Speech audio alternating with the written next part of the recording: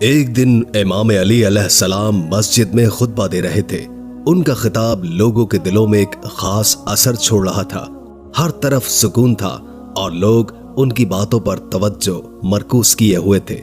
اچانک دروازے پر ہلکی سی دستک سنائی دی اور چند لوگ بے چین ہوتے ہوئے اندر دوڑتے ہوئے آئے۔ ان کی حالت دیکھ کر امام علی علیہ السلام نے فوراً ان سے پوچھا، کیا بات ہے؟ تم لوگ اتنے گھبرائے ہوئے کیوں ہو؟ مولا، ایک شیر اسی طرف آ رہا ہے، بہت بڑا، ہمیں اس سے بہت خوف محسوس ہو رہا ہے، ان میں سے ایک شخص نے کہا۔ امام علی علیہ السلام نے ان کی پریشانی کو سمجھتے ہوئے مسکرا کر فرمایا، ڈرنے کی ضرورت نہیں، وہ شیر کسی کو نقصان نہیں پہنچائے گا۔ اتنے میں ایک بہت بڑا اور طاقتور شیر مسجد کے دروازے کے قریب آ کھڑا ہوا۔ شیر کا جبڑا انتہائی تیز تھا اور اس کے قدم زمین پر گونج رہے تھے، لیکن یہ شیر کسی پر حملہ نہیں کرتا۔ اس کے برعکس شیر نے امام علی علیہ السلام کے قدموں کی طرف رخ کیا اور ان کے قدموں میں سر رکھ کر احترام ظاہر کیا۔ لیکن اس شیر کے پیچھے ایک اور واقعہ چھپا ہوا تھا۔ شیر کے ساتھ ایک ننھا سا بچہ بھی آیا جو دراصل شیرنی کا بچہ تھا۔ شیرنی نے امام علی علیہ السلام کے سامنے آ کر کہا، مولا، یہ میرا بچہ ہے، اس کا والد اب اس دنیا میں نہیں رہا، میں چاہتی ہوں کہ یہ بچہ محفوظ رہے، اس کی پرورش ہو اور میں اسے آپ کے حوالے کرنے آئی ہوں۔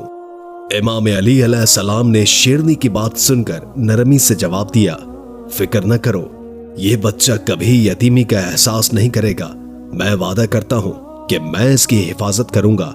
شیرنی نے پوچھا، مولا، اس کا خیال کون رکھے گا؟ امام علی علیہ السلام نے مسکرا کر فرمایا، میرے بیٹے حسین۔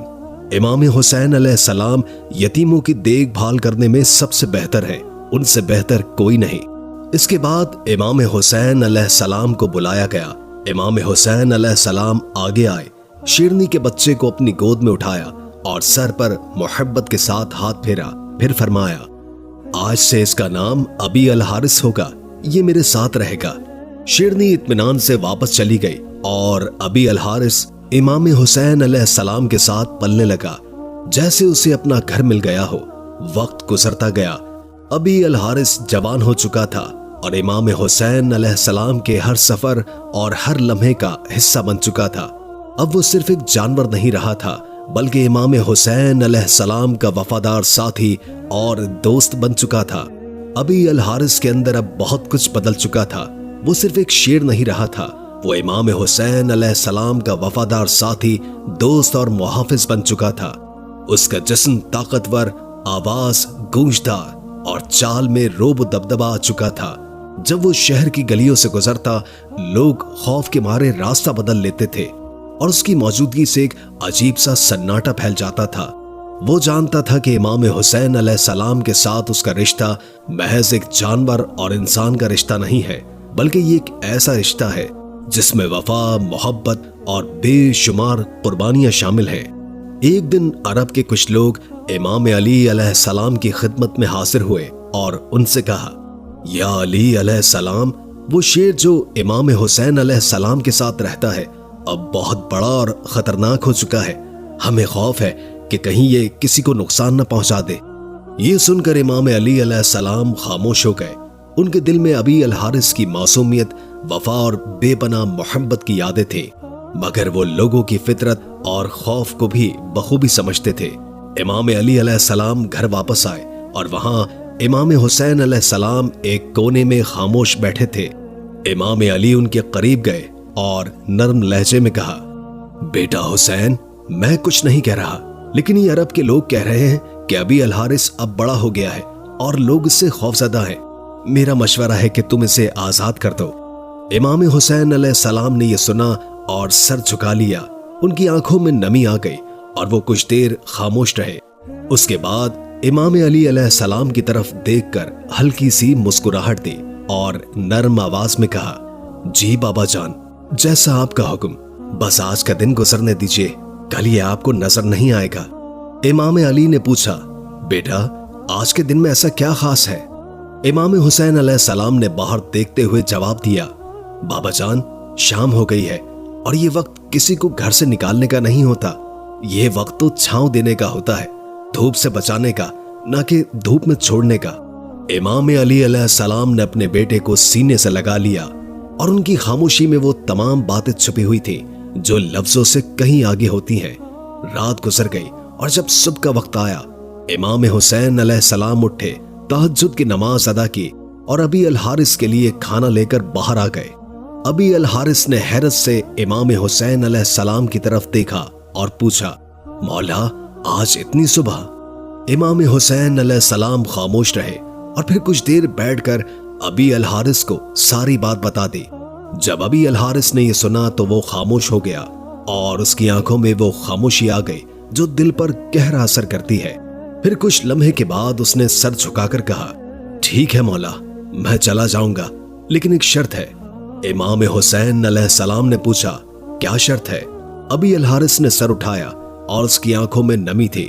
वो बोला, मौला मुझे सिर्फ एक बार आपसे मुलाकात की इजाजत दीजिए, जिंदगी में बस एक बार और। ये सुनकर इमाम हुसैन अलैहिस्सलाम कुछ देर खामोश रहे, फिर फरमाया, याद रखना अबी अल हारिस, तारीख होगी 10 मुहर्रम सन 61 हिजरी, जगह होगी करबला। एक टीले के पास तुम्हें एक आवाज सुनाई देगी, बस वही वक्त होगा हमारी आखिरी मुलाकात का। उसी आवाज पर चल कर आना, वहां मैं तुम्हें याद करूंगा। अबी अल हारिस ने आहिस्ता से एक और सवाल किया, मौला जब वो दिन आएगा तो मुझे वापस कौन बुलाएगा? क्या आप मुझे आवाज देंगे? इमाम हुसैन अलैहिस्सलाम ने फरमाया, नहीं अबी अल हारिस। अबी अल हारिस ने फिर पूछा, तो क्या आपके भाई अब्बास अलैहिस्सलाम बुलाएंगे? इमाम हुसैन अलैहिस्सलाम की आंखों में नमी आ गई और दिल भर आया। फिर फरमाया, नहीं अबी अल हारिस। अभी अबी अल हारिस खामोश था, तब इमाम हुसैन अलैहिस्सलाम रोने लगे और फरमाया, हमारी अम्मा फिजा तुम्हें आवाज देंगी। रिवायत में आता है कि आज भी करबला में वो मकाम मौजूद है जहां बीबी फिजा ने अबी अल हारिस को आवाज दी थी। जब इमाम हुसैन अलैहिस्सलाम ने अबी अल हारिस को रुखसत किया तो फरमाया, अबी अल हारिस इराक जाओ, वहां नैनवा के करीब एक जंगल है, उस जंगल का शेर बादशाह मर चुका है, तुम वहां जाकर बादशाहत करो। अबी अल हारिस ने सर झुकाया, मौला के कदम चूमे और नैनवा की तरफ रवाना हो गया। करबला, वफा का निशान। फिर वही आशूरे की शाम थी। मैदान करबला में खामोशी का आलम था, लेकिन इस खामोशी के पीछे एक तूफान छुप चुका था। जब हजरत इमाम हुसैन अलैहिस्सलाम शहीद हुए तो उमर बिन साद का हुक्म था कि लाश हुसैन अलैहिस्सलाम पर घोड़े दौड़ाए जाएं और उस मुकद्दस जिस्म को पामाल किया जाए। ये खबर जब खमागाह पहुंची तो कयामत का समा था। हर तरफ गम और दर्द की लहर दौड़ गई। उसी वक्त बीबी फिजा हजरत ज़ैनब सलामुल्लाह अलैहा के पास आई और अर्ज की, ए मेरी पाक सैयदा, रसूल करीम के एक सहाबी थे जो समंदर के सफर में थे। उनकी कश्ती टूट गई और वो एक जजीरे में पहुंचे। वहां एक शेर मिला। सहाबी ने कहा, मुझे तकलीफ न देना, मैं मोहम्मद सल्लल्लाहु अलैहि वसल्लम का सहाबी हूं। तो वो शेर उसे नुकसान पहुंचाने के बजाय सीधे रास्ते पर ले गया। बीबी फिजा ने यह बात याद दिलाते हुए कहा, ऐ मेरी पाक सैयदा, उस इलाके में एक शेर रहता है, अबी अल हारिस। ये वही शेर है जिसे मौला हुसैन ने बचपन में पाला, मोहब्बत दी, परवरिश की। अगर आप मुझे इजाजत दें तो मैं जंगल की तरफ जाकर उसे बुला लाऊं ताकि मैं उसे उन जालिमों के इरादों से आगाह कर सकूं। हजरत ज़ैनब अलैहिस्सलाम ने खामोशी से सर हिला दिया और इजाजत दे दी। बीबी फिजा उम्र रसीदा होने के बावजूद तेजी से मैदान करबला के तरफ निकल पड़ी। उनकी जुबान पर सिर्फ एक नाम था, अबी अल हारिस। उन्होंने जंगल की तरफ रुख करके बुलंद आवाज में पुकारा, ए अबी अल हारिस, तुमसे तुम्हारे मौला ने वादा लिया था, आज वो दिन आ गया है। बीबी फिजा की आवाज गूंजी। जंगल की हवाओं से टकराकर दरख्तों में लर्जिश हुई। चंद लम्हों के बाद जमीन कांपने लगी और फिर वो शेर अबी अल हारिस गरजते हुए, दहाड़ते हुए, बिजली की तरह दौड़ता हुआ बीबी फिजा के सामने आ गया। बीबी फिजा की आंखों में आंसू थे और आवाज भर आई, ए अबी अल हारिस, क्या तुम्हें मालूम है कि उन जाबिरों का क्या इरादा है? ये चाहते हैं कि तेरे मौला हजरत इमाम हुसैन के पाकीज़ा जिस्म को पामाल करें, उनके जिस्म अथर पर घोड़े दौड़ाए जाएं تاکہ لاش اتنی مسخ ہو جائے کہ پہچانی نہ جا سکے۔ یہ سن کر ابی الحارث کی آنکھیں خون کے رنگ میں بدل گئیں۔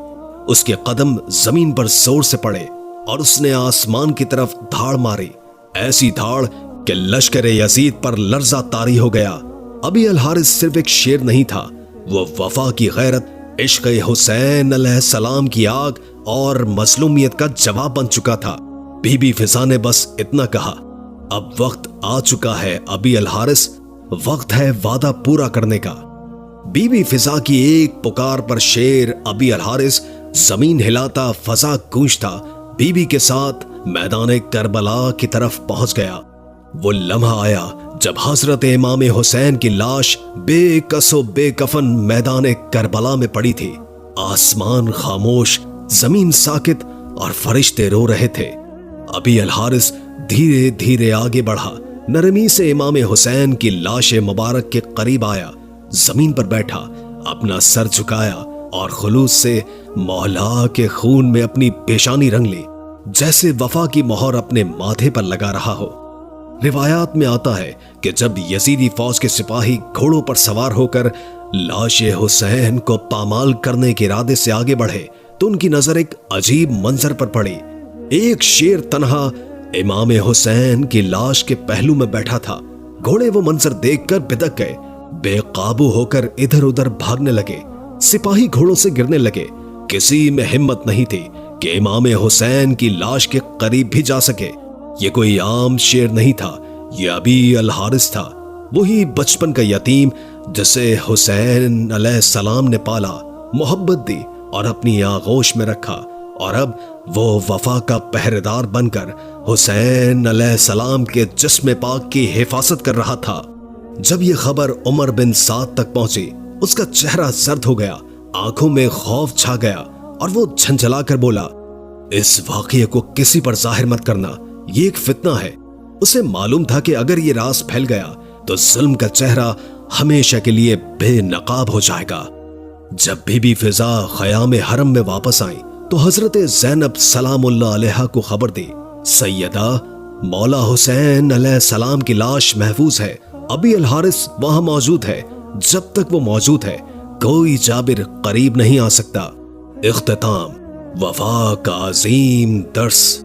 یقیناً ابی الحارث کا کردار تاریخ میں ایک ایسی مثال بن چکا ہے جو نہ صرف وفا کی حقیقت کو واضح کرتا ہے بلکہ یہ بھی بتاتا ہے کہ کس طرح ایک وفادار جانور نے انسانوں کے درمیان اپنی جگہ بنائی اور امام حسین کے ساتھ اپنی قربانی کو دائمی بنایا۔